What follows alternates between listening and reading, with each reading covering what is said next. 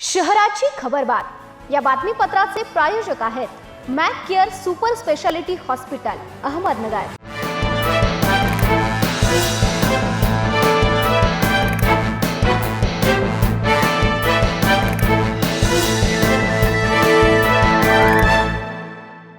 प्रेक्षको नमस्कार, मी दिशा न्यूज 24 सह्याद्रीमध्ये तुमचं स्वागत। पाहूया अहिल्यानगर शहरातील महत्त्वपूर्ण बातम्यांचा आढावा शहराची खबरबातमध्ये। राज्य शासनाच्या नशामुक्त भारत अभियानाअंतर्गत अहिल्यानगर जिल्हा पोलीस दलाने अंमली पदार्थ विरोधात व्यापक धडक मोहीम राबवत कारवाई केली आहे। जिल्हाभरात सलग 3 दिवस चालवण्यात आलेल्या विशेष मोहिमेत अंमली पदार्थाचे सेवन करणारे आणि विक्री करणाऱ्या एकूण 172 आरोपींविरुद्ध कारवाई करण्यात आली। या कारवाईत 5,97,890 रुपये किमतीचा एकूण 22 किलो 538 ग्रॅम गांजा जप्त करण्यात आला आहे। जिल्ह्यातील प्रशासकीय बदल्या झालेल्या पोलीस अधिकारी व अंमलदारांना तत्काळ कार्यमुक्त करण्याचे स्पष्ट आदेश पोलीस अधीक्षक मिमका सुदर्शन यांनी दिले असतानाही अनेक अधिकारी व अंमलदार अद्याप मूळ नेमणुकीच्या ठिकाणीच कार्यरत असल्याचं समोर येत आहे। त्यामुळे पोलीस अधीक्षकांच्या आदेशाची प्रत्यक्षात अंमलबजावणी झाली का असा प्रश्न उपस्थित होत असून काही प्रभारी अधिकाऱ्यांनी या आदेशालाच केराची टोपली दाखवल्याची चर्चा पोलीस वर्तुळात रंगली आहे। बोलेगाव परिसरात रस्त्याच्या कडेला पत्र्याच्या शेडमध्ये आणि टपऱ्यांमध्ये सुरू असलेल्या 6 दारू अड्ड्यांवर छापे घालून तोफखाना पोलिसांनी मंगळवारी उद्ध्वस्त केले।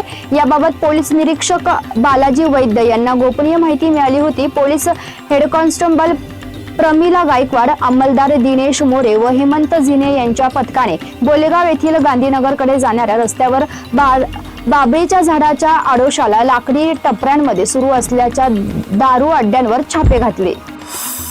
शेती व्यवसाय करताना अपघातामुळे मृत्यू किंवा अपंगत्व आलेल्या शेतकरी व त्यांच्या कुटुंबांना तत्काळ गोपीनाथ मुंडे शेतकरी अपघात सुरक्षा अनुग्रह अनुदान योजनेच्या माध्यमातून जिल्ह्यातील 1,479 लाभार्थ्यांना 39 कोटी 36 लाख रुपयांचे अनुग्रह अनुदान वितरित करण्यात आले आहे। ज्या कोणा शेतकऱ्यांचा अपघात झाला असेल अशा पात्र लाभार्थ्यांनी त्यांच्या वारसांनी अपघातानंतर 30 दिवसात प्रस्ताव तालुका कृषी अधिकारी यांच्याकडे सादर करावा असे आवाहन करण्यात आले आहे।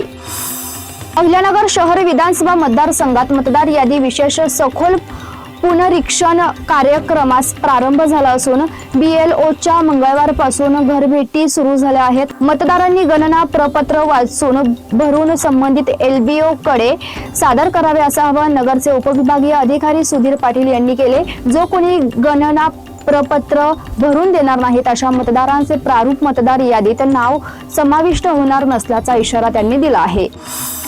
शहराच्या खबरबातमध्ये आपण इथेच थांबतोय, मात्र तुम्ही पाहत राहा न्यूज 24 सह्याद्री।